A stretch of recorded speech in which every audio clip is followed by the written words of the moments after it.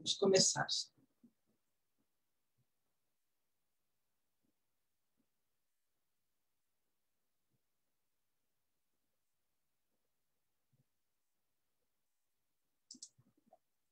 Já estamos online no Facebook.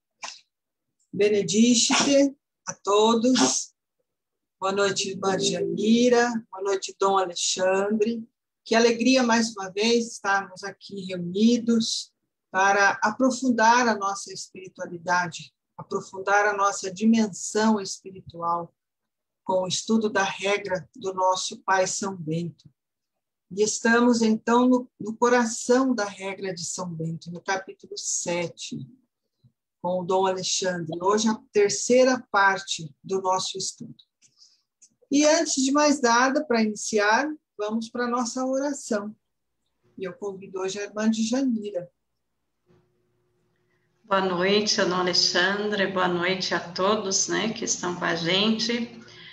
Vamos iniciar pedindo ao Espírito Santo que venha nos iluminar o Dom Alexandre, que irá dirigir essa nosso estudo, né, essa continuidade do estudo do capítulo 7, com muita profundidade, né? Nós estamos aprofundando bastante sobre esse capítulo tão importante para essa transformação realmente da nossa mentalidade, da nossa vida, né? Nesse espírito de humildade, que o Senhor realmente nos ilumine, nos ajude nessa vivência, nessa nossa transformação. E vamos pedir também que, como ele diz, né, aos discípulos hoje de Emaús, que ele também, a primeira saudação que ele faz, né, a paz esteja convosco, que realmente essa paz habite em nossos corações, para que nós possamos também ser transmissores da paz e desta presença do Cristo ressuscitado entre nós. Estamos reunidas em nome do Pai, do Filho e do Espírito Santo. Amém. Vinde, Espírito Santo, enchei os corações dos vossos fiéis e acendei neles o fogo do vosso amor. Enviai o vosso Espírito e tudo será criado e renovareis a face da terra. Oremos, ó Deus, que instituísse os corações dos vossos fiéis com a luz do Espírito Santo, fazei que apreciemos retamente todas as coisas segundo o mesmo Espírito e gozemos sempre de suas consolações. Por Cristo nosso Senhor. Amém. Obrigada, irmã Janira. E então, prosseguindo com o estudo do capítulo 7 da regra do nosso Pai São Bento, convido então Dom Alexandre para dar a continuidade ao estudo.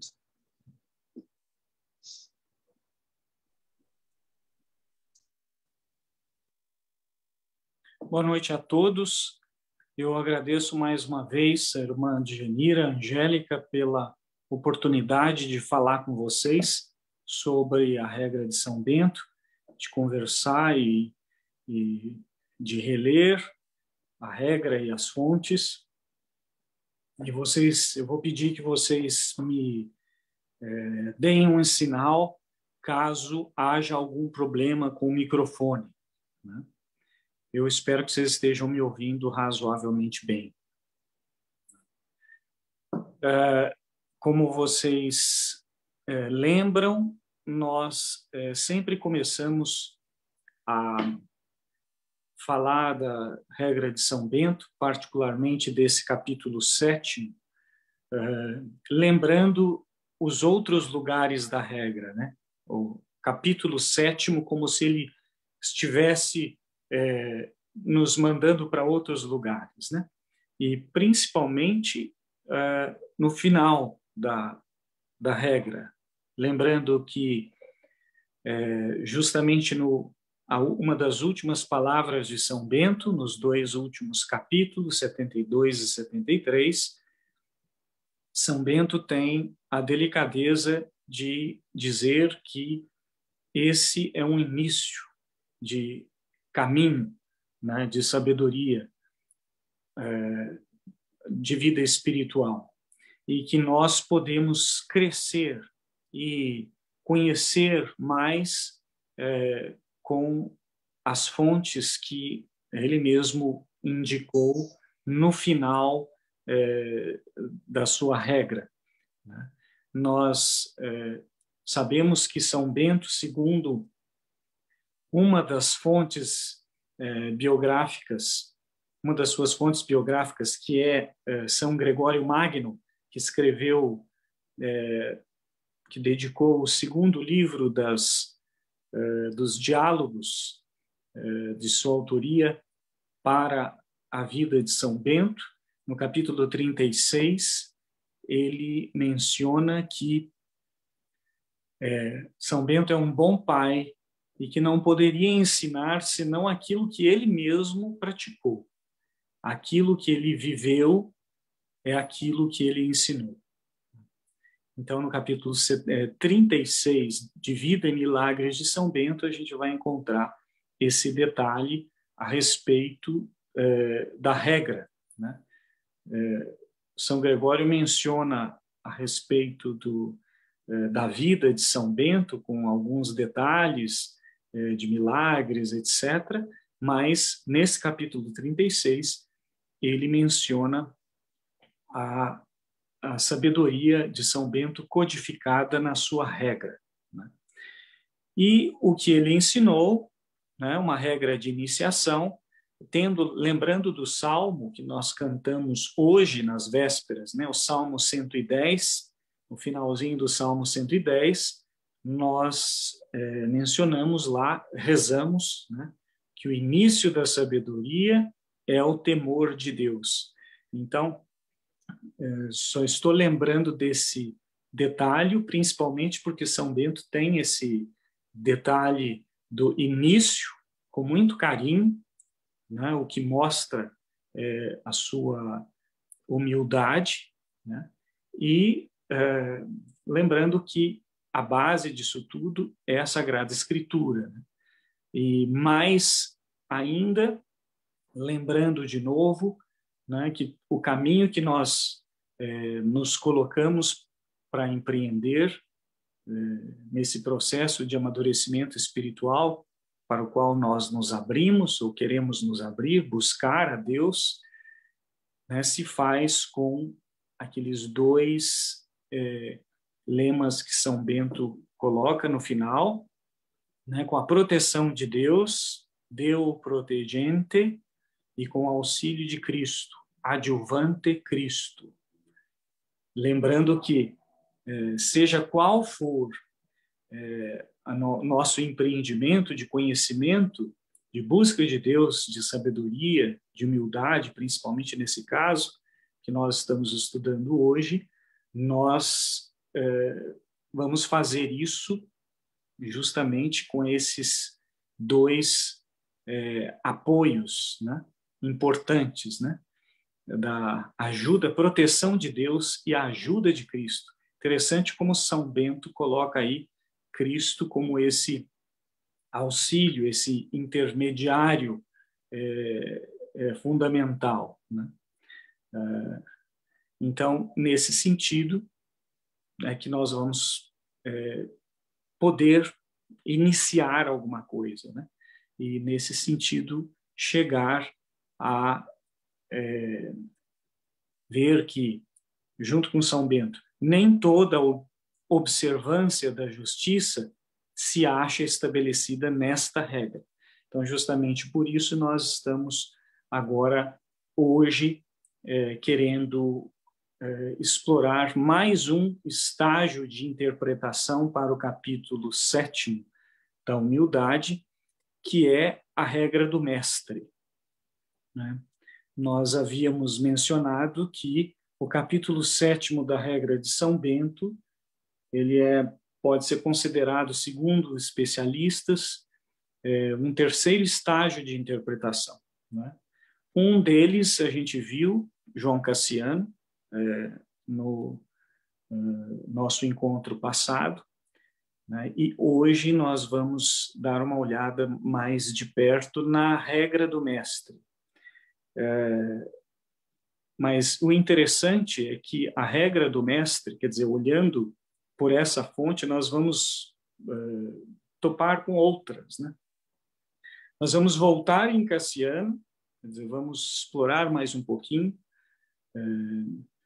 e vamos explorar outros lugares da regra, em que, naturalmente, nós vamos encontrar os desdobramentos dessa interpretação do capítulo 7º da humildade, e também outra fonte que São Bento nomeia, mas não assim do ponto de vista literário, como nós vamos ver, temos visto, né, com João Cassiano, que é citado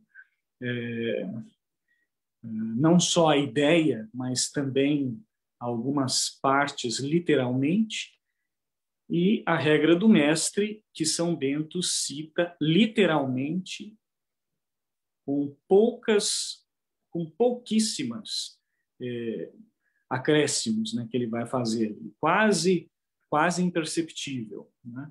Mas os especialistas hoje conseguem ver, inclusive uma das edições, a edição mais recente da regra de São Bento, pela Lumen Christi, vocês devem ter essa versão aqui, traz justamente uma edição crítica mostrando as partes, diferenciando bem no texto as partes que são de São Bento, as partes que ele muito provavelmente copiou, por assim dizer, no bom sentido, literalmente da regra do mestre, né?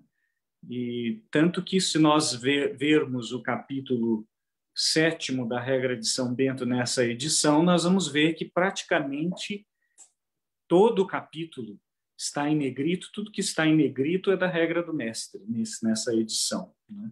O que está em tipografia normal é de São Bento. Então, no capítulo 7º, a gente vai ver que praticamente tudo em negrito, né? Só alguns detalhes que realmente a gente pode notar que são os acréscimos de São Bento. Esses detalhes e algumas outras considerações nós vamos comentar no nosso próximo encontro. Alguém tem alguma dúvida? Porque eu tenho deixado algum material para que vocês possam acompanhar e reler essas fontes naquele site dehumilitate.wordpress.com. Então, ali é só uma reunião de conteúdos para que vocês possam conferir o assunto que a gente está falando aqui, vocês possam conferir lá e tirar as suas conclusões, fazer as suas comparações, né? Então, alguém tem alguma dúvida, alguma questão desde o início até agora? Alguém gostaria de falar alguma coisa?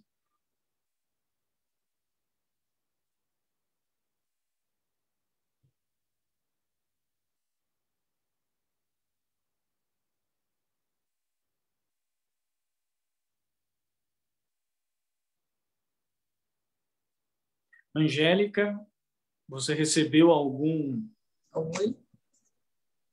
Você recebeu alguma questão sobre o assunto? Falaram aqui o seguinte: apliquemo-nos, é só um comentário, não é uma questão, né? Apliquemo-nos à humildade verdadeira e sólida. Sejamos humildes de espírito, de coração, de vontade e de conduta. É principalmente por um grande cuidado e culto da humildade que devemos nos distinguir. Muito bem. Eu fiz uma anotação. Boa noite, primeiramente, a todos, a todas.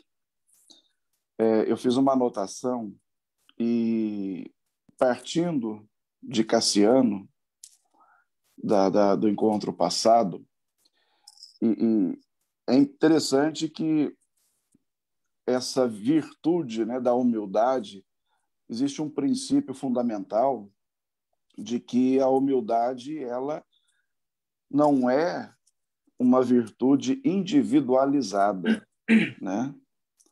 Era na verdade, um espírito que penetrava todas as virtudes, né?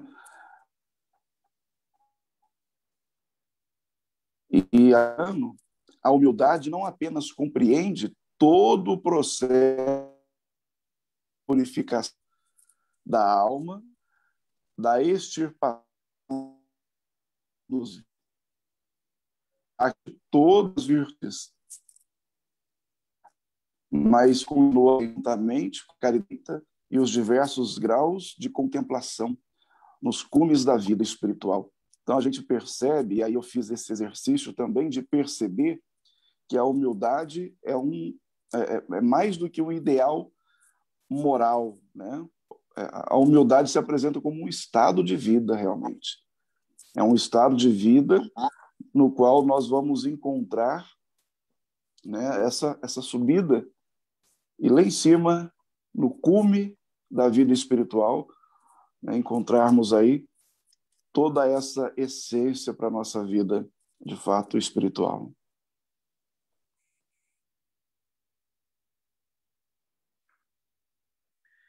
Muito bem. Importante lembrar, nós vamos ver aqui mesmo com a abordagem do mestre, da regra do mestre, que vocês têm lá o capítulo 10º da regra do mestre, que corresponde ao capítulo 7º de São Bento, e que corresponde ao capítulo 39 do livro 4º de João Cassiano. Nós vamos ter possibilidade de fazer de novo essas comparações, né? E ver as diferenças, né, que legaram a mentalidade, ou, por assim dizer, um terceiro estágio de interpretação quando a gente vai ler a regra de São Bento, né? Mesmo São Bento tendo citado literalmente a regra do mestre, nós vamos ver que não é o capítulo todo da regra do mestre que São Bento assimila para o capítulo 7º, embora todo o capítulo 7º seja, quer dizer, nós possamos encontrar na regra do mestre, né? E interessante ver que nós vamos ter que nos reportar de novo a Cassiana, e assim a gente vai poder ter oportunidade de entender um pouquinho melhor a diferença, o sistema, a proposta de Cassiano, da proposta do mestre e da proposta de São Bento. Então, nós vamos revisitar Cassiano praticamente, né, e abrir para outras fontes, né. Antes que a gente faça isso, é importante falar rapidamente, fazer uma introdução bem rápida à regra do mestre, né, porque ela é um documento assim que ficou meio perdido no meio de outras regras monásticas, né, e que foi, por assim dizer, mapeada mais ou menos entre os séculos VIII e IX, no meio de um conjunto de regras, justamente por aquele monge que foi mencionado, se não me engano, um de vocês mencionou na aula passada, o Bento de Aniane, que é justamente um monge importante no século VIII e IX, na época carolíngia, responsável, principalmente um grande intelectual, responsável por divulgar a regra de São Bento, a cultura monástica beneditina, praticamente, né, como por assim dizer, dando uma identidade ou dando uma estabilidade, né, para uma época em que estabilidade é uma commodity, por assim dizer, né, uma coisa preciosa. Importante que um império ou um reino realmente tenha estabilidade. Então, uma das coisas que São Bento deixa bem claro na regra é a importância da estabilidade. Então, a regra realmente foi escolhida para... E daí nós vemos a importância desse monge Bento de Aniane na época carolíngia, justamente para que fizesse a regra de São Bento realmente criasse raízes, né? Por aí. E no meio disso tudo, no meio dessas regras que esse grande intelectual Bento de Aniane colecionou e acabou publicando, né? Vocês vão poder encontrar a regra do mestre na patrologia do Mini, e justamente lá no início, se não me engano, acho que eu coloquei um link para que vocês pudessem abrir a regra do mestre nessa coleção de textos das fontes cristãs, que é, na realidade, o que representa o tesouro, né, dessa coleção, que é a patrologia do Jacques-Paul Mini, né? Então, aparece lá, logo no início da descrição, apresentando a regra do mestre, de que foi realmente a colaboração desse monge e abade que acabou dando o nome para essa regra, no meio de outras regras, né, importante. Ele acabou descobrindo, provavelmente... Só um minuto, por favor.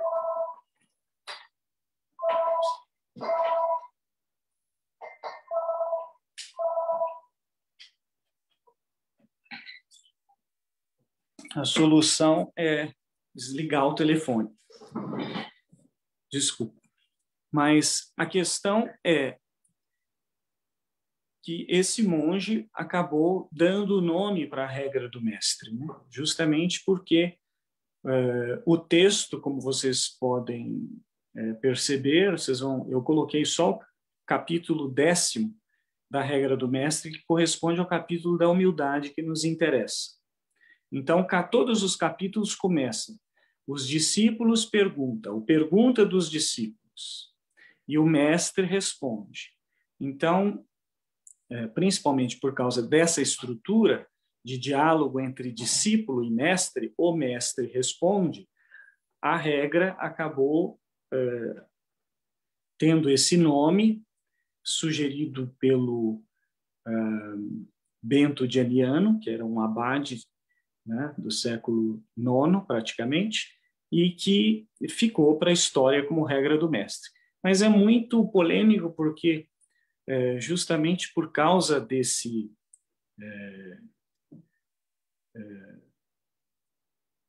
jeito que a regra tem de lidar com os assuntos, que é bem diferente da regra de São Bento, muita gente, aliás, há uma tese de que talvez essa regra do mestre tenha sido também de São Bento, mas na fase dele de mais jovem, né, sem a experiência que ele vai ganhar com a vida cenobítica e que vai meio que pedir que ele reformulasse as coisas, né, devido à experiência. Então, a regra do mestre também tem é polêmica nesse sentido, né? Muita gente achava que a regra do mestre era uma cópia mal feita da regra de São Bento, não é? E que ela fosse posterior. Estudos mostram que hoje é possível ver que São Bento que aproveitou da regra do mestre, tanto que o capítulo 7º ele é todo uma repetição da regra do mestre literal, né? Com cortes, né? Mas assim, literal, né? Isso é importante a gente ter em mente para analisar, e tem outras possibilidades a serem consideradas tão válidas quanto essa, mas essa de que São Bento tenha aproveitado da regra do mestre realmente é a que mais faz sentido hoje, de acordo com os estudiosos, né? Enfim, o interessante é que a regra do mestre faz com um pequeno tratado de Cassiano, né, se a gente for comparar o capítulo de Cassiano a respeito da humildade, que é a fonte ali, onde São Bento bebe, né, e o mestre também, e São Bento através do mestre, né, nós vamos ver que o capítulo 4º, quer dizer, o livro 4º, capítulo 39 de Cassiano, que fala da humildade, ele é bem mais modesto. Então, esse pequeno tratado despretensioso de Cassiano é transformado num grande edifício literário na regra do mestre. Então, de poucos versos de Cassiano, acaba no mestre com 123 versos. Vocês devem ter visto lá a diferença que eu coloquei lá no site, tem a regra de São Bento e a regra do mestre. E a regra de São Bento tem 70. Se não me engano, são 70 versos. Ainda assim é grande, né? Mas é interessante que o mestre também usa o símbolo de uma escada de 12 degraus, não mais 10, né? Cassiano usa 10 índices, sinais, né? Sinais de humildade. O mestre são 12 degraus, né, de uma escada, e com 2 lados, que simbolizam a humildade corporal e a espiritual.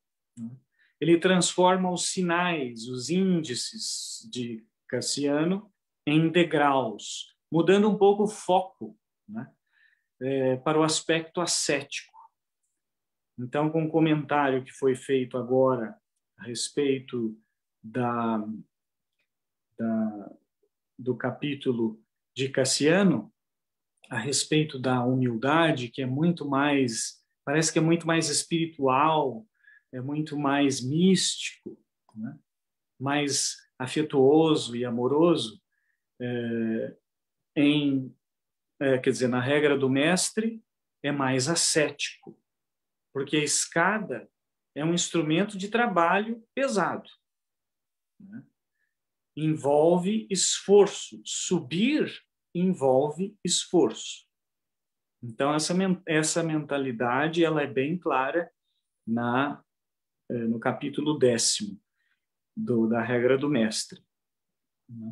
Então, parece que muda a proposta de amadurecimento espiritual de Cassiano para um programa espiritual no mestre. Então, tem uma mudança de mentalidade na hora de considerar as questões aí, né?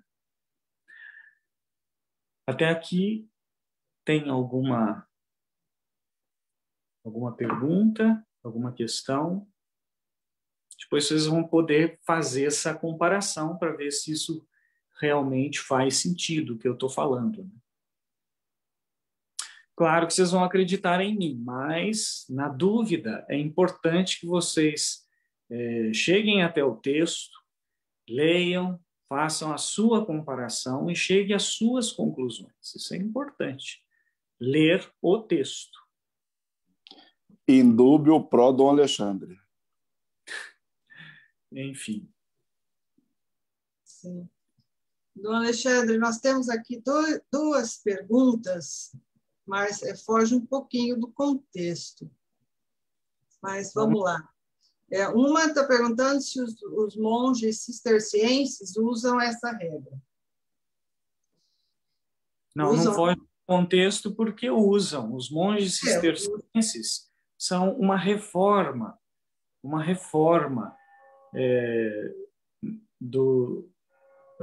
da vida monástica em voga na época, que era beneditina, né? Eles são beneditinos também, mas assim fizeram uma reforma. Então, o mosteiro de Cister, que deu o nome, né, para esse programa de reforma, quer dizer, de reler a regra de São Bento, voltar às raízes, mas assim, fazerem uma interpretação mais pura, né? Tinha uma intenção de ver a regra de São Bento com justamente com mais pureza. Na época parece que tinha uma certa decadência nos costumes dos mosteiros, né? E então eles releram a regra de São Bento com alguns detalhes importantes. Por exemplo, vou só citar claro que são coisas muito mais delicadas, mas, por exemplo, se você entra numa igreja cisterciense, você vê a diferença, né? Uma igreja cisterciense é mais discreta, não tem esses vitrais que nós temos na nossa, esses pinturas murais não tem. Eles são mais simples, mais discretos. Então, são mudanças assim, mas eles usam a regra de São Bento e, com certeza, acompanham esse nosso estudo né, essa nossa maneira, maneira monástica de pensar, principalmente a humildade, né? Que é o coração da vida monástica. Né? Tenho certeza que eles têm tanto apreço quanto, né, qualquer família monástica para com a regra de São Bento, principalmente para com esse capítulo. Certo. Qual que é a outra pergunta? Essa foi do José Roberto Calzoni. Né? Eu disse assim, foge do contexto, porque é uma pergunta geral, não é específica do capítulo 7. Tá? E a outra, do José Clayton, ele pergunta se a regra serviu de base para outras ordens. Bom, tem outras ordens religiosas, uma delas são os cistercienses, né? Eles, com a reforma, eles deram, né, para a igreja uma ordem nova. E ainda tem a reforma da reforma. Os cistercienses têm uma versão mais estrita, né? Por exemplo, os trapistas são cistercienses, mas uma reforma dos cistercienses. Eles tiveram a intenção de reler a regra de São Bento de uma maneira mais delicada ainda, principalmente com relação às observâncias ascéticas, monásticas, o silêncio, por exemplo, né?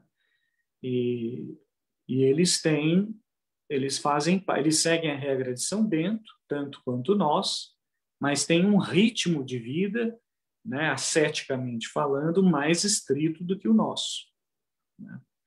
Acordam bem mais cedo, aliás, no meio da noite, né? Quer dizer, isso é uma interpretação da regra de São Bento. São Bento, nós vamos ver aliás, nós já estamos vendo, né?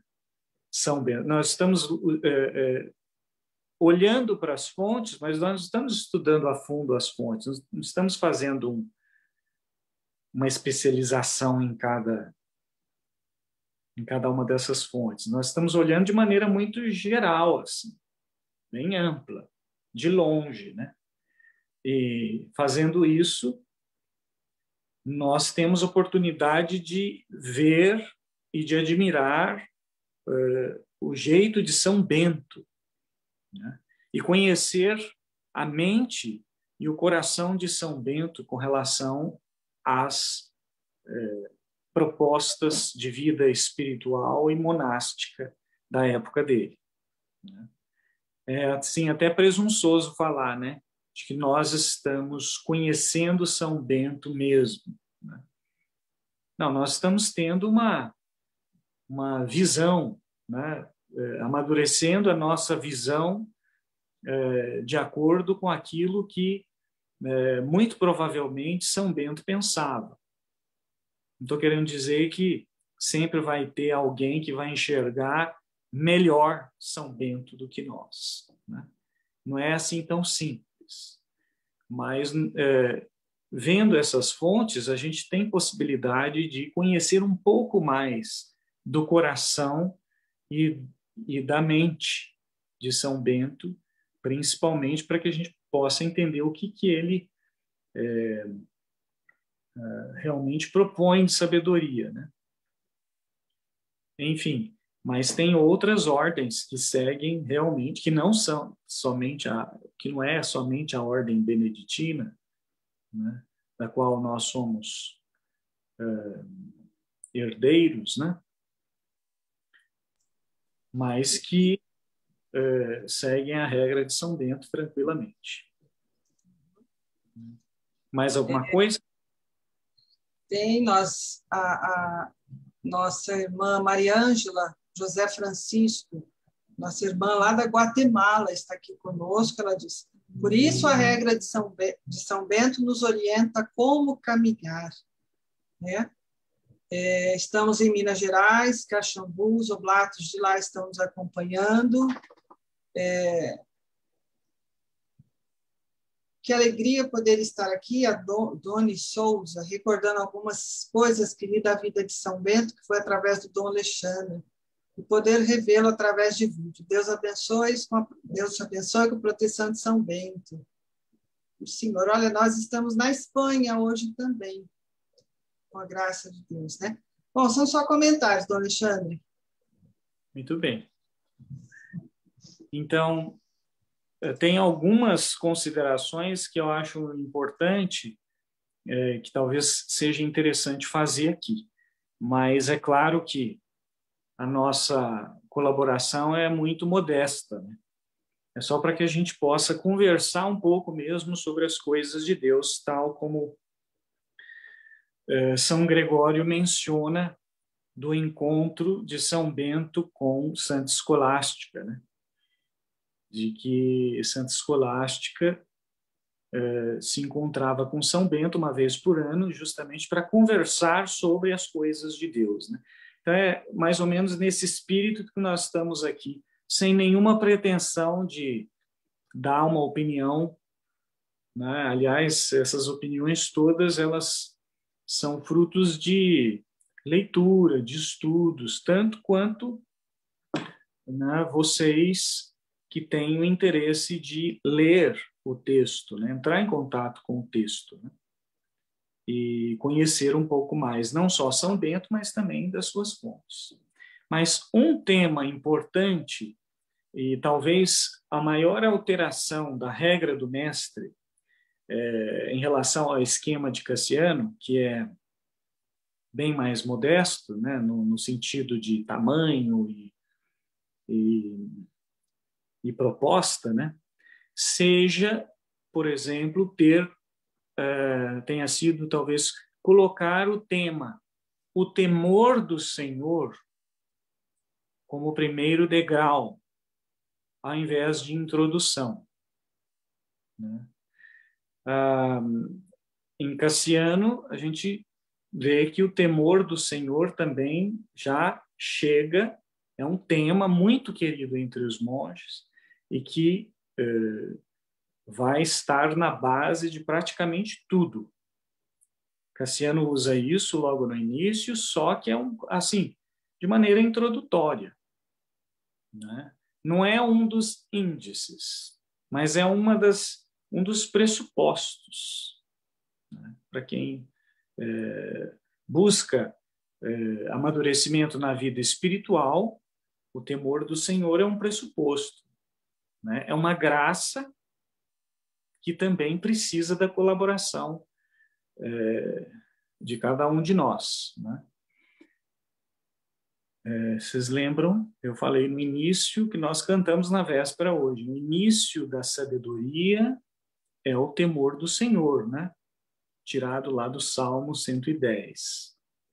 Né? O temor do Senhor vai aparecer em vários lugares na Sagrada Escritura, mas na regra vai ser o pano de fundo, se não for praticamente a base, a rocha, que é Cristo, né?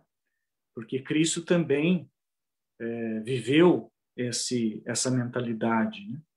Essa predisposição inicial.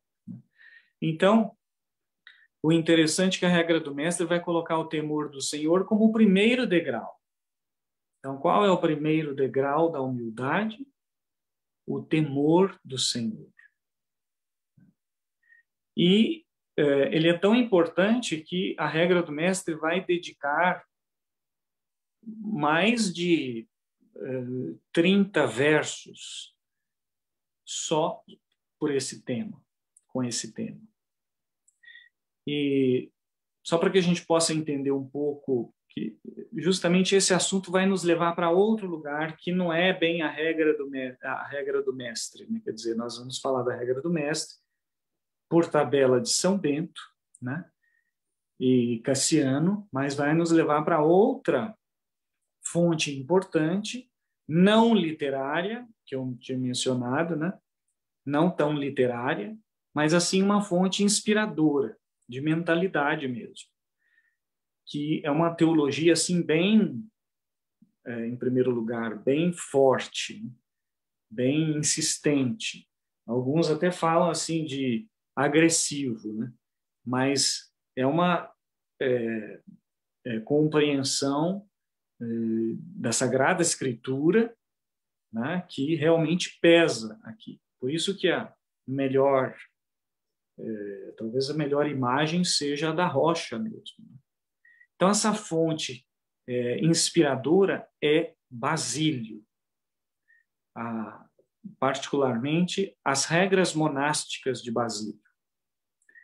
E tanto que São Bento recomenda a leitura de São Basílio, dizendo, inclusive mostrando São Basílio como nosso pai,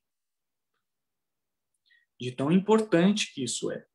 Agora, qual que é e que talvez essa seja a maior influência. Nós vamos ver que com certeza não é assim do ponto de vista literário, de copiar mesmo, como a gente de poder fazer comparações, mas a gente vai ver isso de maneira muito clara, o peso que Basílio tem na regra de São Bento, na regra do mestre, né? Justamente por causa desse tema, que é muito explorado por São Basílio nas suas regras monásticas, né? O tema, o temor do Senhor. Às vezes a gente passa por ele, assim, quer dizer, mesmo lendo na regra, se a gente lê, vai lá ler, primeiro degrau da humildade é o temor do Senhor. Ah, tá bom, a gente passa por isso e segue para os outros, né? E até acho um pouco estranho, nossa, mas quantas citações bíblicas ou quanto esforço para algo que parece que precisa ser explicado um pouquinho melhor, para que a gente possa entender um pouquinho o que quer dizer isso, o temor do Senhor, né? Tanto que no final da regra também, no final do capítulo, São Bento, eu, mestre, né, claro, vão chamar o temor do Senhor de novo. Então, vai funcionar como se fosse uma moldura. Então, esse temor do Senhor precisa ser um pouquinho mais digerido. E qual a importância dele? Que são elementos que vão ser retomados pelo mestre por São Bento, que é, assim, na prática, traduzindo o tema, assim, para uma linguagem mais, quer dizer, menos, que soe menos hebraísmo, né?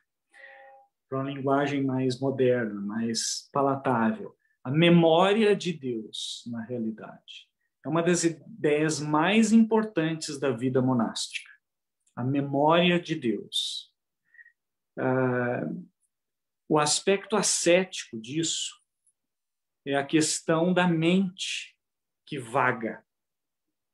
E nós estamos falando agora da nossa mente, né? A questão sutil, mas que tem se a gente não tomar cuidado, faz um estrago que a gente não imagina. A mente que vaga, a doutrina praticamente é essa, é uma preocupação com a mente humana. A nossa mente, ela divaga muito. Então, na mentalidade antiga, quer dizer, não é tão antiga assim, que nós estamos retomando isso agora com outras, de uma outra forma, né? Através da meditação, etc. Então, essas versões mais modernas de tocar no assunto.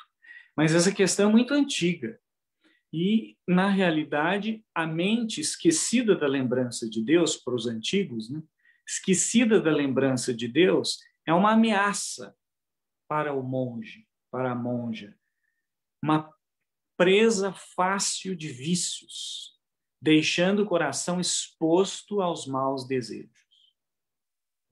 Então, esse termo, o temor do Senhor, na realidade, ele precisa ser mais... A gente precisa conversar um pouquinho mais sobre ele. Significa, não é medo, mas é um temor reverencial. A regra de São Bento e a regra do mestre aprenderam o sentido disso através de São Basílio, através dos escritos de Basílio. E essa espiritualidade, a solenidade dessa reverência vai aparecer muito nos textos de Basílio. Eu vou ler uns trechinhos aqui para vocês terem uma ideia e vou depois deixar esses trechos, o trecho mais completo disso que eu estou usando como referência, para que vocês possam sentir um pouco, através da leitura do texto, como esse temor de Deus é tão importante para a compreensão dos degraus da humildade ou dos índices, etc. e tal. Então, justamente essa moldura, eu falo moldura porque ele vai usar para fechar de novo, né? Tanto o mestre quanto São Bento vão fechar o capítulo, vão abrir o primeiro degrau e o 12º degrau são o temor de Deus. Inclusive, no 12º vai voltar ao tema, mas sob aquela inspiração de Cassiano, né? Se passa do temor ao amor. Então, o temor vai fazer com que a gente amadureça para o amor. Agora, é por isso que eu falo dessa moldura, né? Então, essa é a maior influência em São Bento e praticamente no mestre, mas assim, justamente de inspiração, não é bem literal, né? Como a gente pode fazer essas comparações, né? Então, toda a espiritualidade, principalmente a espiritualidade comunitária, quando a gente fala de memória, a gente lembra de uma preocupação ou de uma coisa prática que nós temos, que cada um de nós tem, uma coisa muito pessoal, né? Um exercício muito pessoal, um exercício ascético muito pessoal, de realmente fazer de tudo para não esquecer, né? Eu não vou ler a regra do mestre, justamente porque acho importante que vocês vejam como é que, na realidade, eu estou lendo a regra do mestre aqui, na regra de São Bento. Capítulo 7 de São Bento, versículo 10. Assim, o primeiro grau da humildade consiste em que, pondo o irmão sempre, a palavra é aqui, sempre, diante dos olhos, ante oculos semper, é o original aqui do mestre. O temor de Deus, evite absolutamente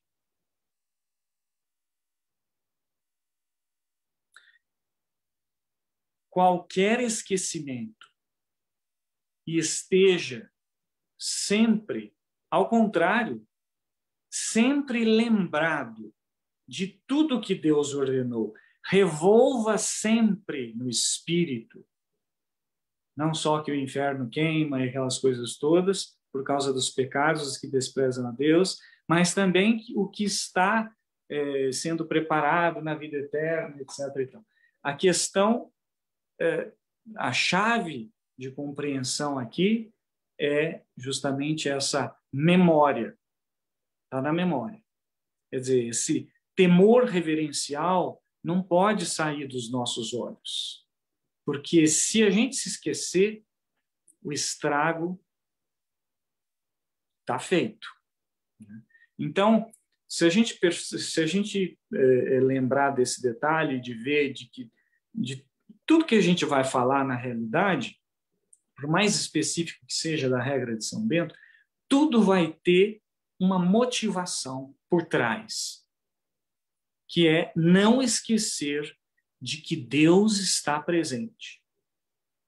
De que Deus não está olhando para ficar te vigiando, não. Mas ele está presente porque ele é o teu Criador, ele está junto com você. Então, essa é a mentalidade. Isso vai aparecer bem na regra de São Basílio, que o tempo todo ele vai apelar. O engraçado é que ele não é assim, é escatológico. São Basílio e São Bento também vai dar umas cortadas no mestre nesse sentido, né? Não é assim escatológico para que a gente possa entender o temor como o medo do inferno só, né? Olha como começa a questão segunda de São Basílio, aqui, uma das regras de São Basílio. O amor de Deus não é coisa que se aprenda. Não aprendemos de outrem a alegrar-nos com a luz, a almejar a vida. Nem ensinou-nos alguém a amar os nossos pais ou aqueles que nos alimentam. Assim também, com maior razão, não provém de uma disciplina externa o amor de Deus. Então, está mostrando... as palavras falam mais do que qualquer coisa, né? Não se aprende. Esse é um tipo de temor que a gente não aprende. E, na realidade, ele não está usando a palavra temor aqui, ele está usando a palavra amor. Mal começa a existir esse ser vivo, o homem, São Basílio continua, e nele se implanta uma espécie de razão seminal, contendo em si a faculdade de amar e a afinidade com o amor. Ele vai mostrar, ele vai desenhar isso de uma maneira com palavras que realmente são impressionantemente afetuosas, mostrando que esse temor, ele nada mais é do que amor mesmo. Então, São Bento, Cassiano, até Cassiano, né? Cassiano e o mestre entendem bem isso, só que o mestre ele tem uma predileção por fazer com que a gente compreenda isso de uma maneira assim a temer mesmo. Então essa é a maior influência que as regras têm, né, de Basílio. E isso é importante em São Bento justamente do ponto de vista comunitário, né?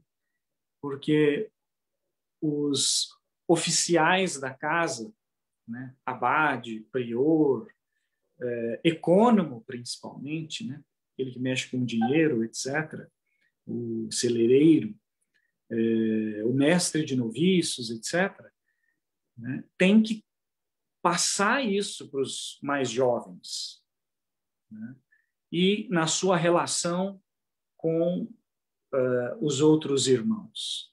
Esse temor, essa reverência para com Deus. Não é porque Deus está ali ameaçando, não, porque é natural que a gente tenha amor, né, reverencial, né, não só para com os nossos irmãos, mas também que esse amor reverencial tem que estar primeiramente em Deus, em todas as coisas. Então, esquecimento é muito perigoso. É o oposto dessa atitude que hoje está moderna e aparecendo aí sob vários nomes, né? Mindfulness. É a mesma palavra da regra. Se for traduzir para hoje, né, fica chique. O temor de Deus é o mindfulness, né? A Faculdade de Medicina aqui da Unifesp faz um congresso de mindfulness todo ano aqui, né, para mostrar a importância, né, de se fazer a meditação através da respiração, etc., aquela coisa toda de interiorizar, né, de se conhecer, etc., né, e buscar uma calma interior. Então, esse esquecimento é o oposto da atitude, né, da lembrança constante de Deus, que a gente tem que cultivar, né? E São Bento é muito preocupado com detalhes. Por exemplo, tem um capítulo 40, no capítulo 40, versículos 5 e 7, em que ele trata do alcoolismo, praticamente, né? Capítulo 40. É muito interessante. Versículo 5 e 7. Se a necessidade do lugar, trabalho ou rigor do verão exigir mais, fique ao critério do superior, considerando em tudo que não sobrevenha saciedade ou embriaguez. Ainda que leiamos não ser absolutamente próprio de monges fazer o uso do vinho, como em nossos tempos disso não se pode persuadir os monges, ao menos convenhamos que não bebamos até a saciedade, mas com moderação, porque o vinho faz apostatar até os sábios. Então, São Bento está preocupado aí com essa prática, né, com cuidado de que, né, beber demais pode causar essa falta contra o temor de Deus. A gente se esquece, a gente perde a noção da realidade. Então, precisa tomar cuidado com práticas que fazem com que a gente perca a noção da realidade das coisas e, principalmente, da memória e lembrança constante de Deus, né? São Bento, quando fala da fofoca, por exemplo, no capítulo 43, 8 a 9. Pois se permanecessem fora do oratório, daqueles que chegam tarde para o ofício divino, né? Chegam atrasados, os atrasildos. Eu sou um deles.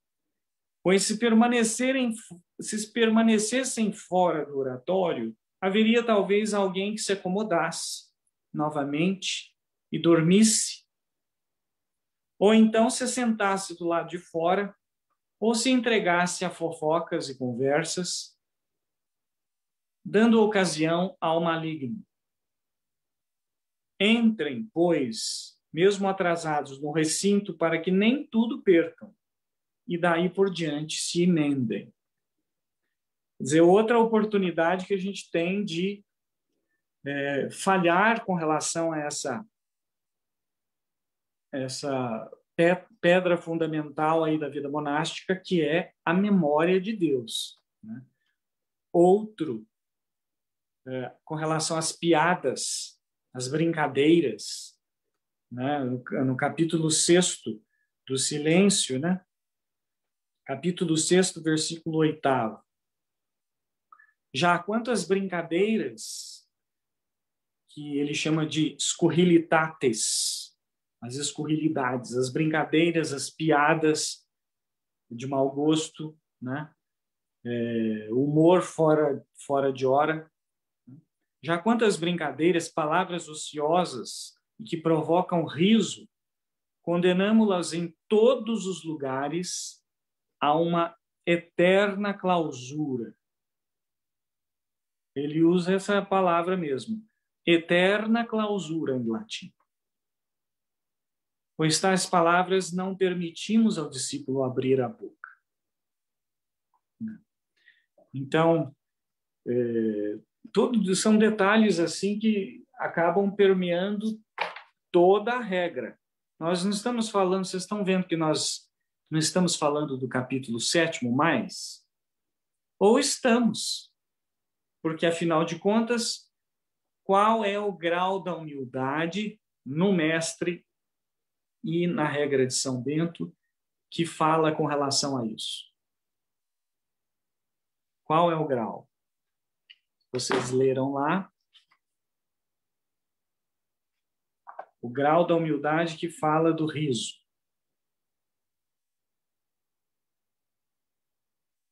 O 10º grau da humildade consiste em que não seja o monge fácil e pronto ao riso, porque está escrito, estulto eleva a sua voz quando ri. Então não é uma condenação ao bom humor. É uma condenação a qualquer coisa que possa nos distrair da memória de Deus, do temor de Deus, né? Daquela reverência de que Deus está em todo lugar.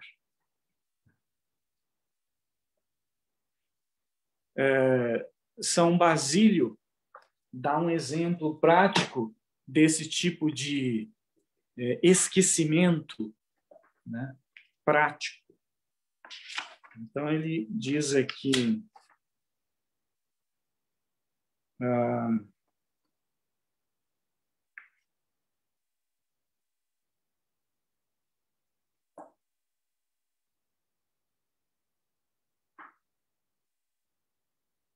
quando ele está falando do amor natural que existe na nossa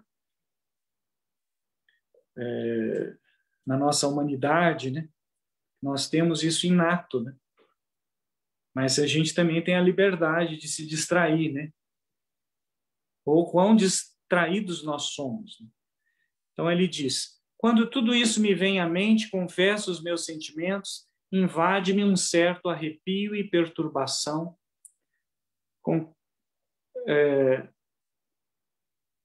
receando que, por falta de ponderação ou por ocupação com coisas vãs, perca o amor de Deus e me torne motivo de opróbrio para Cristo. O atual sedutor, que se esforça com todos os artifícios por meio de atrativos mundanos, para nos induzir ao esquecimento do nosso benfeitor. Antes ele vai explorar várias coisas aqui com relação ao benfeitor, né? com o benfeitor que a gente tem, quando a gente tem um benfeitor, a gente não esquece do benfeitor nunca. É natural que a gente não esqueça dos nossos benfeitores, né? Então, o sedutor nos induz ao esquecimento do nosso benfeitor e que nos injuria e nos pisa, visando a perdição das nossas almas. Então, diante do Senhor, converterá em insulto o nosso desprezo e gloriar-se-á da nossa desobediência e defecção. Ele, que não nos criou nem morreu por nós, tem-nos por companheiros de sua obstinação e negligência em relação aos mandamentos de Deus. O Senhor ofendido e a jactância do inimigo parecem-me mais graves do que os suplícios da hiena, porque dão matéria ao inimigo de Cristo de se vangloriar e de se orgulhar contra aquele que por nós morreu e ressuscitou. A este, por tal razão, como está escrito, somos mais que devedores. Explorando aqui a questão do bem que Deus nos proporcionou, nos dando vida, nos tendo criado. Então, esse temor, ele tem que ser natural. Quer dizer, nós temos essa vocação, só que a gente precisa cultivar essa vocação. Então, também tem o Salmo 35, vocês se lembram, né? O pecado sussurra ao ímpio lá no fundo do seu coração. O temor do Senhor, nosso Deus, não existe perante os seus olhos. Lisonjeia a si mesmo pensando, ninguém vê nem condena o meu crime. Então, é como se ele estivesse pensando, o salmista aí, na tradição, interpretando a importância do temor de Deus, o cuidado, né, de que como salmista está dando exemplo de alguém que estivesse pensando que, ao menos por aquele instante, a pessoa estivesse imune da visão de Deus, né? Então, por isso que São Bento coloca ante óculos, quer dizer, tenha sempre diante dos olhos, ele está lembrando desse salmo, porque diante dos seus olhos, temor do Senhor nosso Deus não existe perante os seus olhos. Ele coloca Deus lá para trás, não coloca aqui na frente, coloca lá atrás. Enfim, e assim a gente vai acabando explorando os graus da humildade de São Bento, né, que realmente a gente precisa identificar quais são esses graus. Eu não tenho feito isso aqui de maneira sistemática, lendo qual que é o primeiro, lendo qual é o segundo, etc. e tal, porque eu gostaria que vocês fizessem isso através da sua leitura, né? E que não adianta a gente saber, né, a lista de cor, sendo que o que importa não é a lista, mas é o que está por trás disso tudo, o que segura tudo isso, essa estrutura toda. A lista pela lista, ela é até meio sem graça, se você for olhar, né, assim, descuidado numa primeira leitura, de maneira menos cuidadosa, mas quando a gente entra em contato com esse pano de fundo, com essa base, a gente fica espantado de ver como que nós podemos ter aí, para quem gosta de fazer meditação e precisa encontrar poderia dizer, uma fundamentação teológica sólida, cristã, monástica, né? E não motivações espirituais do Oriente, mas aqui da nossa tradição, vocês estão encontrando aqui agora. Não existe coisa mais sólida do que isso. Realmente não tem. E a regra do mestre, a regra de São Bento, faz questão de passar isso para os jovens monges, né? E o mosteiro tem estrutura, por isso que, né, são regras para os mosteiros, né? Porque o mosteiro tem naturalmente a estrutura de para passar isso para as pessoas, mesmo que não seja assim de maneira tão objetiva, falando assim de maneira tão objetiva, né? Porque a experiência realmente mostra, né, no mosteiro o quão importante, né, é a memória de Deus, ter sempre diante dos olhos a lembrança constante de Deus, né? E que outra coisa é a prática da meditação, né? Através do mantra, repetindo, colocando, meio que programando, quase que fosse uma programação mental para que essa memória realmente seja colocada para funcionar de maneira prática. Mas não é só de maneira prática, mas também de maneira experiencial, né? Assim, existencial. Nós não estamos... Porque parece...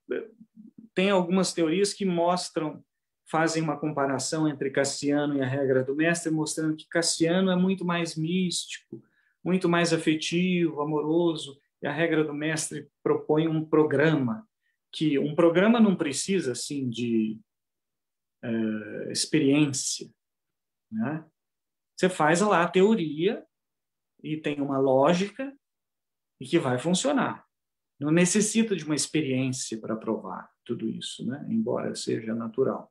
Agora, o que Cassiano propõe, que é muito mais modesto, até mais poético, etc., né? Mais afetivo, etc., aquilo lá exige experiência, principalmente porque toca o coração, etc., né?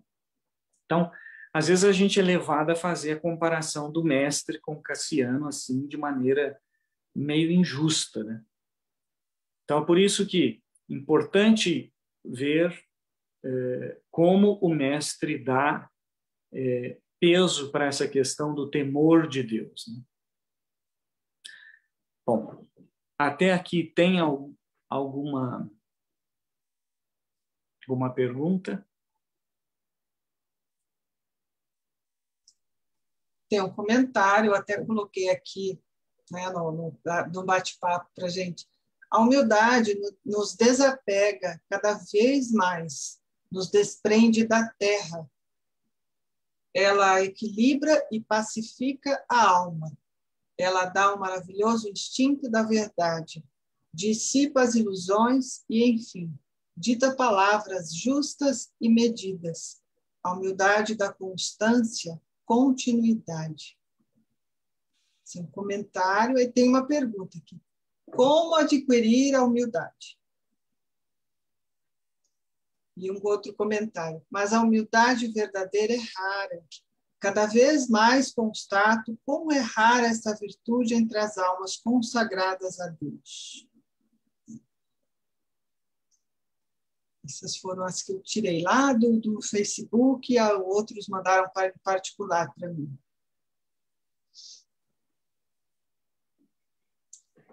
Pergunta tem uma: como adquirir a humildade? Então, tem várias receitas aí, né? Cassiano está propondo um jeito, o mestre está propondo outro, né? São Bento, depois a gente vai ver que é a mesma do mestre, só que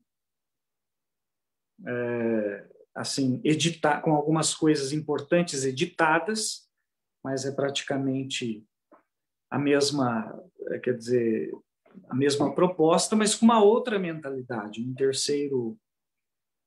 uma terceira interpretação, né? Um terceiro estágio assim de interpretação. Mas nós estamos falando assim de maneira, dando bases, olhando para as fontes, nós estamos construindo as bases para a gente poder começar a mudar a nossa mentalidade, né? Com relação, porque tudo que a gente já sabe o que é ser humilde do ponto de vista prático, a gente sabe o que o ser humilde significa. É o que é ocorrente. Só que não é tão simples assim. Né? Como adquirir a questão? A questão é a questão mesmo.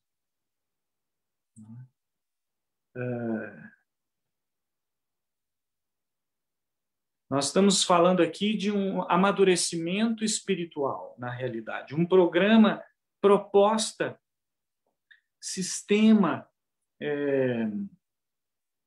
seja lá qual for a palavra, né? De amadurecimento espiritual, de um início. Então, não tem como responder essa pergunta assim de maneira objetiva, assim, curta, porque isso é um programa para a vida de cada um. Então, vamos refazer a pergunta a cada estágio de informações que a gente vai recebendo aqui das fontes da espiritualidade cristã. Para que a gente veja que essa espiritualidade seja realmente autêntica. Né? E isso daí é necessário justamente essa bússola, a nossa bússola do coração. Né? Nós estamos buscando, sintonizando e, com certeza, nós vamos acabar identificando alguns detalhes, alguns sinais de Cassiano. E segundo aqui a proposta da regra do mestre, por mais, vamos dizer assim, imaturo que o mestre pode soar, porque quem lê a proposta da regra do mestre e a proposta de São Bento, quer dizer, é o mesmo texto, só que São Bento tirou muita coisa do mestre, fez cortes grandes, né? De 123 versos para 70, já tirou uma grande parte, principalmente aquela tendência de olhar para cima só, né? De não perceber que aqui embaixo, que as coisas começam aqui embaixo. O mestre tem essa tendência, se vocês olharem lá o texto da regra do mestre, que vocês podem conferir, vocês vão ver que a regra do mestre tem essa tendência de não dar a impressão de que esse temor que a gente está falando aqui vai ficar só no temor, não vai evoluir para o amor. Ou vai evoluir só quando a gente estiver no céu, né? Vocês vão ver lá que a regra do mestre tem uma parte em que fala do céu, né? A partir do verso 86 em diante, se não me engano, tem uma descrição do céu que é impressionante. Então, a regra do mestre, ela não é assim monótona. Ela é bem animada, né? Nesse sentido. Mas ela não deixa assim espaço para esperança, sabe, de conquistar a humildade em que os outros irmãos possam se beneficiar e nós possamos nos beneficiar, né, da humildade dos nossos irmãos, etc. e tal, né? O mestre está olhando para cima, só lá no céu. E a gente começa aqui, mas assim, aqui tem um esforço, é um esforço contínuo. Agora, São Bento não é assim. São Bento já cortou essa parte do céu, essa parte mais escatológica.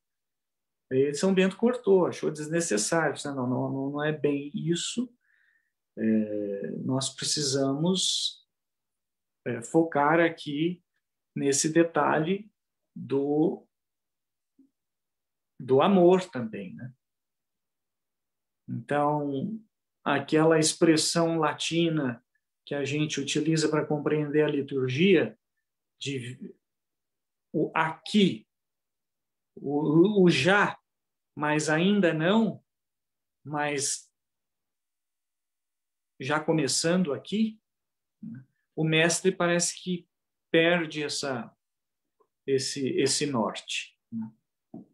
Então, para responder essa pergunta, nós estamos dando as bases, né? Para que a gente possa responder essa pergunta, assim, não respondendo a pergunta, mas vivendo. Porque eu posso responder essa pergunta e não ser sincero. A gente, às vezes, até tem o jeito de desconfiar da humildade de algumas pessoas, né? A gente percebe quando as pessoas estão sendo superficiais, né? Então, a coisa não é tão simples assim. Responder a pergunta pode ser fácil, mas a questão é oportunidade de colocar isso em prática, principalmente em relação aos nossos irmãos. Se não tiver comunidade, não tem razão.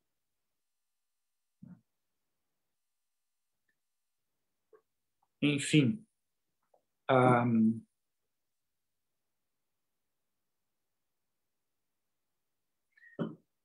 tem vários adendos que o mestre faz à fonte do Cassiano, que a gente sabe que o Cassiano ele é mais modesto ali no programa, né?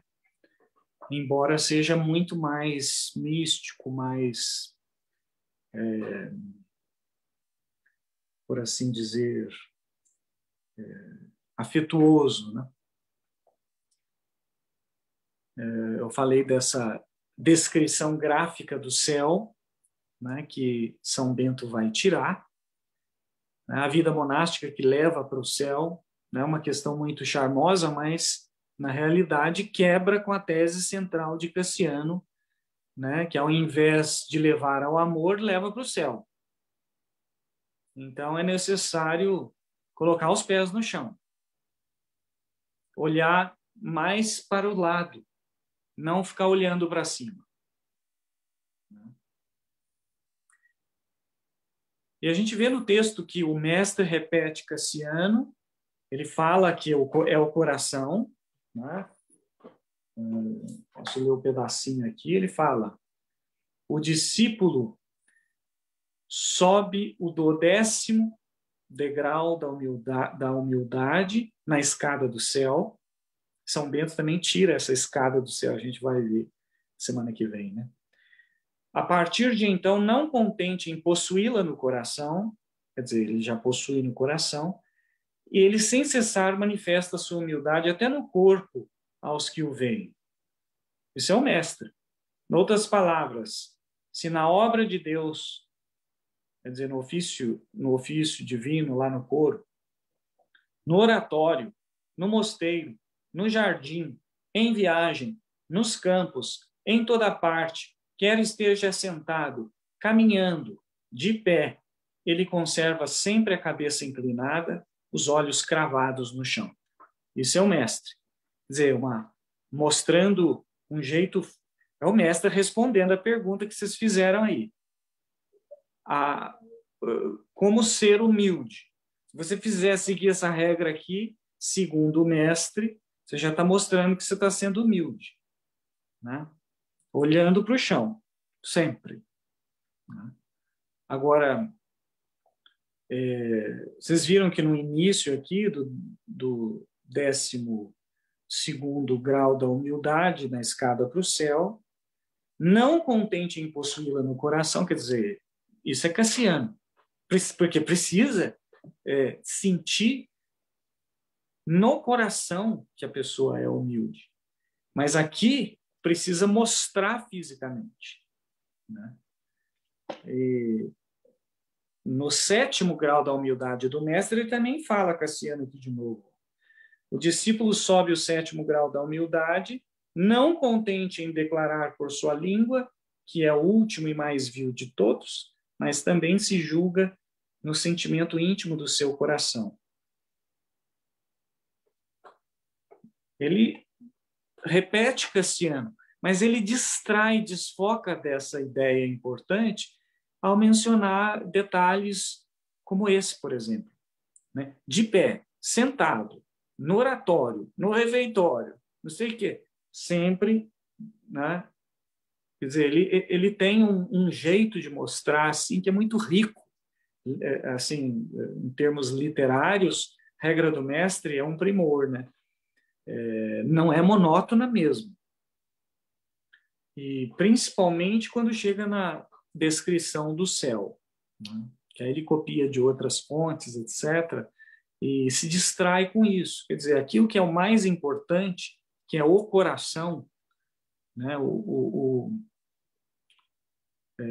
A parte dinâmica de progresso, né? De vida, de processo, de tempo, das circunstâncias, das pessoas, né? Parece que fica diluída. Né? Enfim. Mas isso é típico do mestre, né? Sempre tem essas visões, apontando para a escatologia futura, etc. Em vários outros lugares da regra do mestre, ele apela para isso de novo, descrito para a gente lembrar que o céu realmente é o objetivo, né? São Bento vai cortar essas partes todas. Isso é interessante. Enfim, ainda comparando, a gente está falando mais de Cassiano e de Basílio do que do mestre, né? Mas, só para lembrar, o mestre transforma os índices de Cassiano em graus ou degraus. Os índices, as marcas de Cassiano, pode ser algo recebido, experimentado, sem uma causa específica, etc., né? Se a gente for reler o texto de Cassiano, né? Refere-se a uma experiência mais concreta. Graus parece sugerir humildade como uma proposta de programa, né? Quer dizer, um programa espiritual não necessita de uma experiência empírica. Então, é uma outra qualidade de proposta aí, né? Mas tem um outro detalhe também que nós podemos voltar a explorar semana que vem, que nós vamos falar mais sobre São Bento, mas que também está na regra do mestre. Eles mencionam em outro lugar, falando sobre, no capítulo da obediência, tanto o mestre quanto São Bento, eles abrem o capítulo da obediência assim: o primeiro grau da humildade é a obediência sem demora. Então, tem esse é outro detalhe, né? Que fica meio confuso, né? Afinal de contas, qual é o primeiro grau da humildade? Né? Que é interessante que nessa comparação, em Cassiano, o segundo índice até o 10º,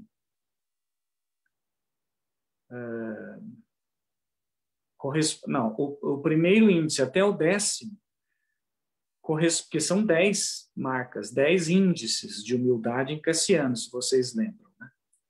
Esses 10 são acrescidos mais 2, né? O primeiro grau e o último. Então, os 10 estão relacionados do 2º ao 11º de São Bento e do mestre. Agora, tem um primeiro degrau e tem um último degrau que tem fonte em Basílio, que é o temor de Deus. Lembra que a gente mencionou Basílio, né? Não é mais Cassiano, mas é Basílio principalmente. Mas a questão é que em outro lugar, os dois, São Bento, porque usa o mestre também, né? Eles mencionam que o primeiro grau da humildade, no capítulo 5º, sobre a obediência, não é o temor de Deus, é a obediência. Aí ele aparece. Como é que a gente resolve isso? Afinal de contas, qual é o primeiro degrau da humildade? É a obediência ou é o temor de Deus? Então, na realidade, tem várias maneiras de a gente resolver esse assunto, mas não é bem resolver, é questão de entender, né, que os graus, o segundo grau da humildade até o quinto grau da humildade, se a gente olha com cuidado, todos eles se referem à obediência. Então, se vocês vão ler de novo os graus da humildade de São Bento, vocês não vão ter dificuldade de relacionar-se com aquilo que São Bento e o mestre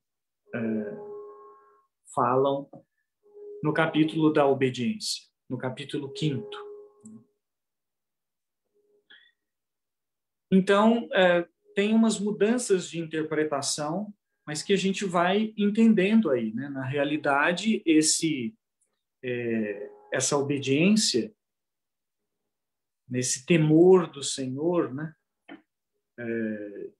Eles estão muito relacionados, né? Em primeiro lugar, porque Deus está em todos os lugares, não é isso que é o temor do Senhor? Mas principalmente no superior. Nós não vamos ver que São Bento vai falar que o nosso superior faz as vezes de Cristo.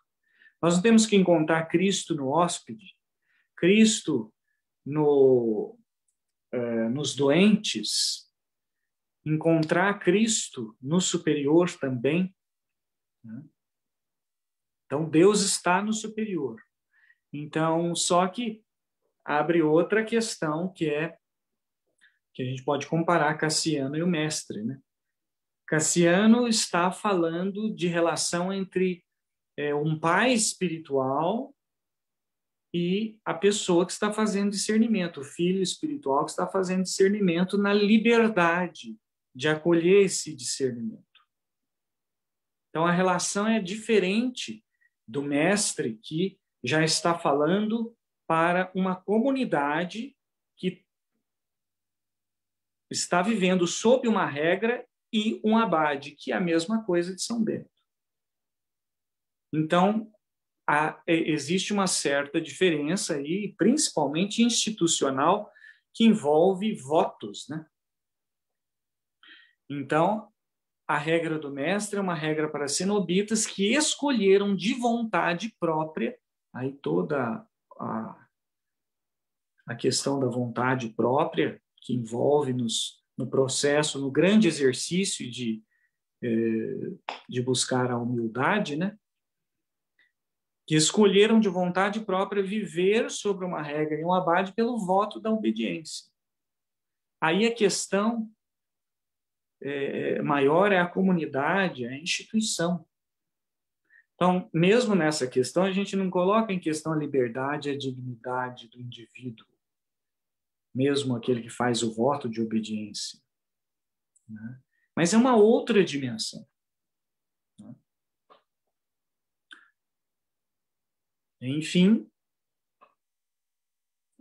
são aspectos assim interessantes, né, que a gente acaba vendo para entender. Não é só o que é a humildade, mas onde é que ela acontece, né? Ela acontece principalmente nesse contexto em que a gente está junto com os irmãos. Então, não é só pensar na humildade como ser humilde. Como adquirir a humildade? Em primeiro lugar, a gente lembra, isso nos lembra ao primeiro capítulo da regra, né? Dos gêneros dos monges, em que São Bento segue a tradição, identificando que o gênero forte dos monges, quer dizer, aquelas pessoas que são sérias, né, são aqueles que pertencem ao gênero dos cenobitas, porque eles estão se exercitando, né? Aí eu já estou interpretando, né? estão se exercitando no exercício da caridade fraterna. Então, como adquirirão humildade? Entrar para o mosteiro? Não. Para nós, né? Veja bem que isso não é só para monges. Nós estamos falando de um programa de amadurecimento de vida espiritual para todas as pessoas. É um programa para qualquer cristão, para todos os cristãos. Então, nós sempre vamos estar junto com pessoas, convivendo, numa dinâmica de convivência que vai pedir, que vai exigir de nós uma série de questões na delicadeza que é a convivência humana. E a sabedoria monástica, em primeiro lugar, faz questão de nos lembrar desse cuidado. Lembrar sempre de Deus. Então, essa é uma referência aqui, em primeiro lugar. Primeiro grau da humildade. Lembrar sempre de Deus. Que também pode ser vista para quem faz votos, né? Deus está na pessoa do superior. A obediência sem demora. Bom, claro que a coisa não é tão simples assim. Enfim, se a gente for assim, fechar para comparar, ainda comparando, né? Lembrando sempre, a regra do mestre reproduz no 7º grau que a humildade deve ser sentida no íntimo do coração, uma profunda convicção. O termo latino é intimo cordis, affecto, não superficial.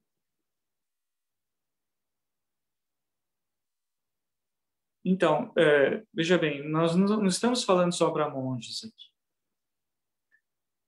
E essa também era a proposta, se é que eu posso, não sei se eu posso dizer, eu não sou um grande especialista no assunto, mas, assim, por isso que eu fiz questão de colocar os textos lá, para que vocês também possam ver e tirar a sua opinião, né, de que a obra de Cassiano, principalmente, as instituições, as conferências, né, parece que era um programa assim para democratizar a vida monástica, num certo sentido, né? Para que não ficasse assim tão específico. Né? Foram escritas como uma necessidade pastoral, né? Para formação das pessoas, em que, conhecendo os monges antigos, como é que eles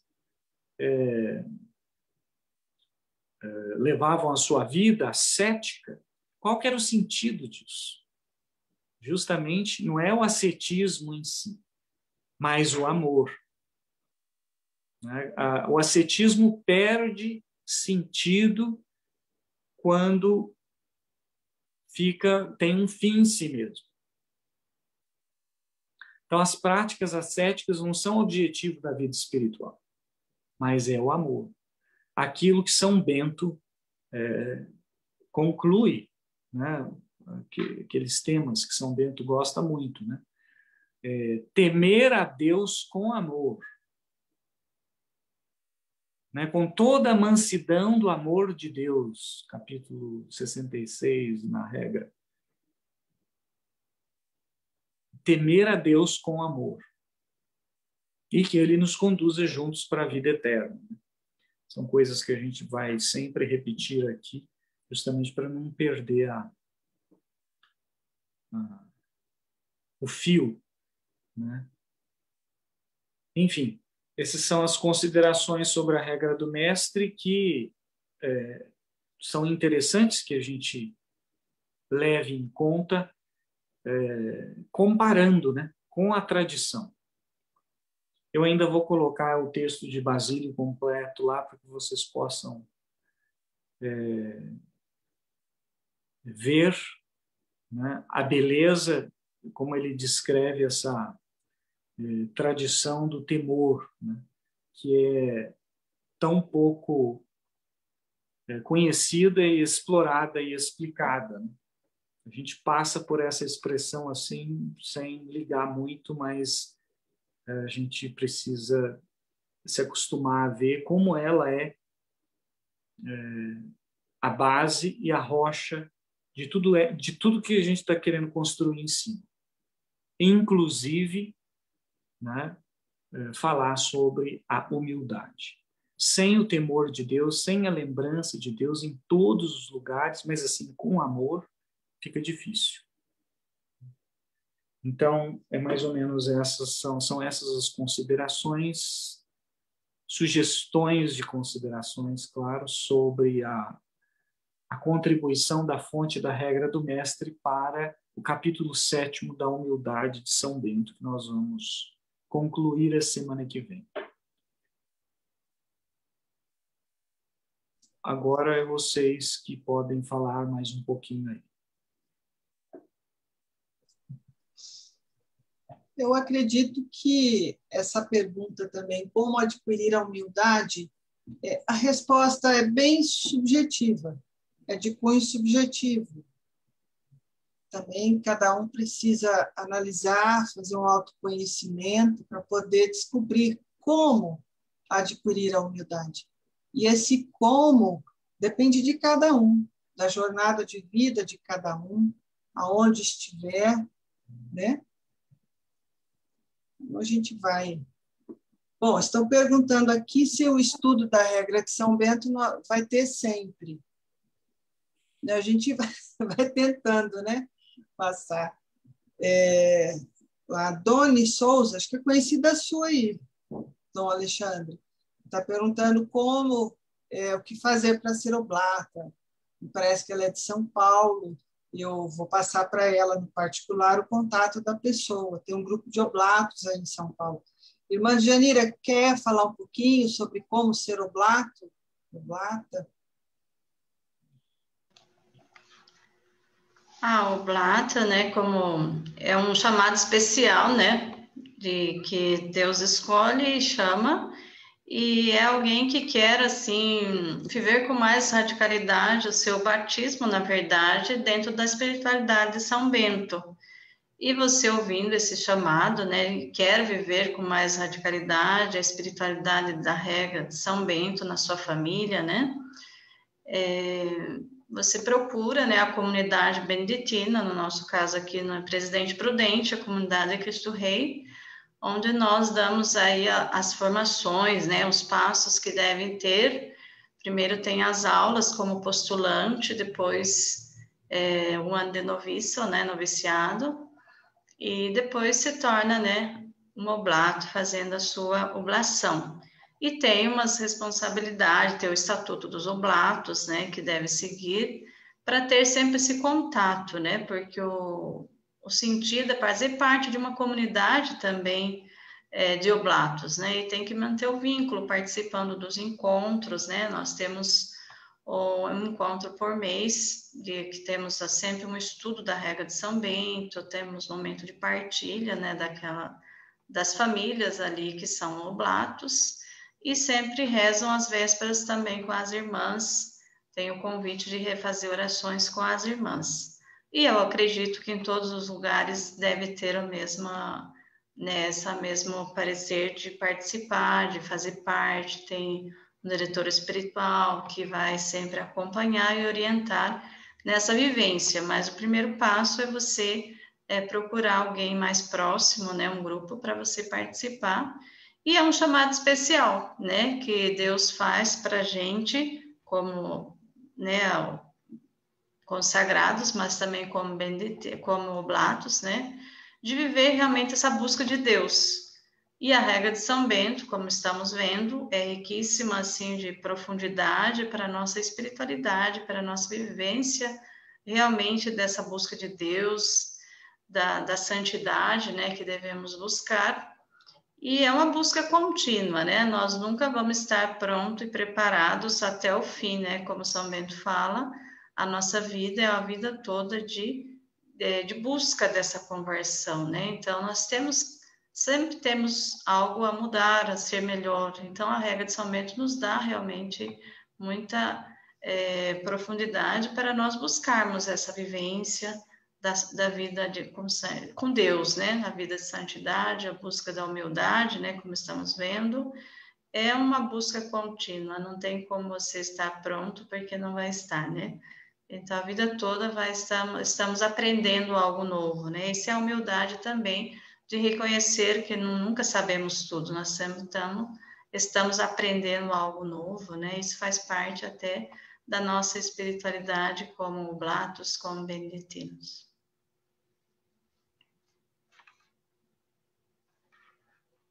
Muito bem, muito obrigada, irmã Djanira.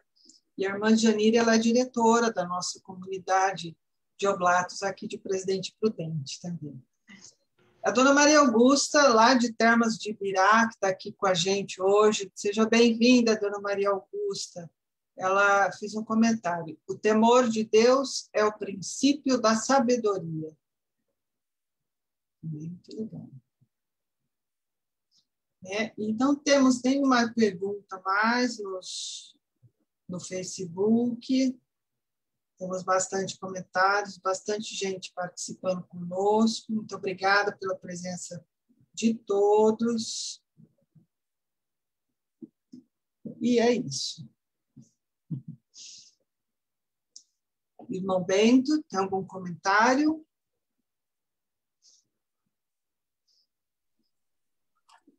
Dom Alexandre comentava a respeito da memória. A gente precisa ter sempre diante dos olhos, né, a presença de Deus. E eu ando com o meu... É um cordão de orações, né, e constantemente eu estou com ele. E quando o Dom Alexandre comentava sobre essa memória, constantemente isso me traz essa presença constante de Deus na minha vida. Então, um exercício importante que a gente faz é justamente o que Deus, como é a visão de Deus diante de determinadas situações. Uma questão prática, eu estou no trânsito, numa situação de engarrafamento e aquele estresse, né? Como que seria a visão de Deus diante dessa situação, né? Xingar, maldizer, né? Então a gente precisa ter esse olhar de Deus para as coisas, para as situações, para as circunstâncias da vida, né? Então, Dom Alexandre falava dessa memória, eu me recordava desses momentos da vida que a gente precisa realmente ter essa memória de Deus. Deus protegendo. Deus sempre conosco, né? Nos protegendo. E a gente isso se torna um exercício diário para nós, diante das situações de alegrias ou não tanto alegres, a gente se recorre a Deus de forma humilde, com bastante humildade, né? E assim vai. Bom, acho que já estamos terminando o nosso estudo neste domingo, no terceiro domingo da Páscoa. Dom Alexandre, fala um pouquinho para nós da espiritualidade que o senhor vai fazer amanhã no seu canal Gregório Online. Dê uma olhadinha, me parece que vai ser bastante interessante. Então, na realidade, eu tenho falado no Instagram, comecei a falar às terças-feiras sobre a prática, uma grande introdução à prática do canto gregoriano. E, eventualmente, por desdobramento, a gente abriu esse ano para falar sobre espiritualidade do canto gregoriano às segundas-feiras, porque às terças-feiras a gente às vezes acaba falando sobre música, sobre prática, sobre o canto, sobre leitura musical, a coisa fica um pouco mais técnica. E é natural que a gente queira degustar um pouquinho mais, né, da espiritualidade que vem naturalmente do canto gregoriano. Então, as segundas-feiras é uma oportunidade para isso, né? E falando da espiritualidade, quer dizer, tem música na terça-feira. Na segunda, a gente abre um pouco mais o leque, conversa sobre os desdobramentos da espiritualidade do canto gregoriano. E claro que vamos esbarrar nesses temas todos aqui que a gente está falando, né? Então, no Instagram, Gregoriano Live. Todas as terças-feiras com Gregoriano e as segundas-feiras que a gente conversa um pouco mais sobre esses temas que a gente está fazendo aqui, né? Então é isso, e todos estão convidados, né? Claro, sem dúvida. É aberto, gratuito, então é uma oportunidade que a gente tem de conversar um pouquinho sobre canto gregoriano, sobre espiritualidade. Eventualmente nós vamos falar sobre um livro que uma das participantes, que é uma maestrina formada pela USP, etc., ela escreveu um livro sobre Deus e música. Eventualmente a gente conversa sobre esse assunto também, Deus e música em Santo Agostinho, né? Então, inclusive agora, no dia 20, na terça-feira, nós vamos conversar de novo, né? Uma vez por mês a gente se encontra e conversa sobre alguns capítulos desse livro, né? Que também pode ser adquirido gratuitamente, disponível online. É só entrar no perfil da professora que a gente consegue fazer as informações para fazer o download e fazer a leitura e acompanhar as conversas, os comentários eventuais. Enfim. Eu sempre estou envolvido com essas questões, né? Porque, como eu trabalho com canto gregoriano, né, não dá para ficar só no canto gregoriano, né? Automaticamente a gente acaba falando sobre os desdobramentos, né, do canto gregoriano. Não é só música, é oração, né? Então, essas questões todas fazem parte do nosso relacionamento, do relacionamento que nós buscamos ter com Deus.